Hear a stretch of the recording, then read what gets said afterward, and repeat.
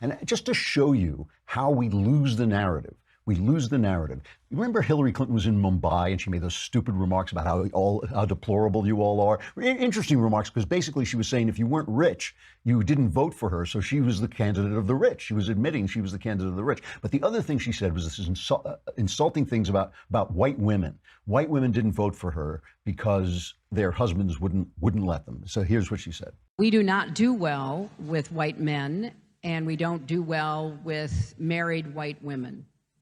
And part of that is an identification with the Republican Party and a sort of ongoing pressure to vote the way that your husband, your boss, your son, whoever believes you should. So there's the icon of feminism, right, who got where she is because of her husband. The only reason she's anybody is because of her husband. And Kellyanne Conway struck back at her saying this. Let me tell you something, lady. The idea that I or other women like me have to ask our husbands how to vote, it's really a joke, particularly since, I won't say your name, but I'll appeal to you directly, particularly since this country knows who you are first and foremost because of whom you married. And so stop pretending you're a feminist, you're for equality, you're for fairness to women, and then running around accusing us of checking with our husbands and our significant others before we vote. Right. I think that this is very representative of how angry and bitter and ungracious many have become in this country, frankly. And but you know what? Keep rolling the tape. So many Democrats just want her to stop, and I'm sure so many Republicans just want her to continue.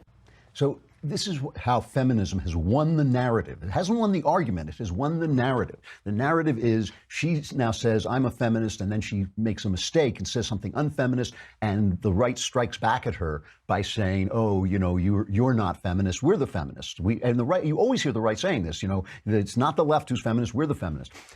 Nobody says maybe wives should ask their husbands why they vote. Maybe the husbands know more. Maybe the husbands know more about politics. Maybe the wives know more about something else.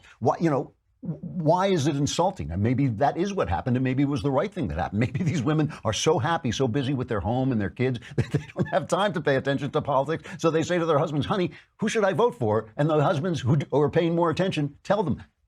Would that be a sin? It would be a sin in the religion of feminism. It's not a sin in my life. It's not a sin in my world. But feminism has won the narrative. Whether it's right or wrong, it has won the narrative.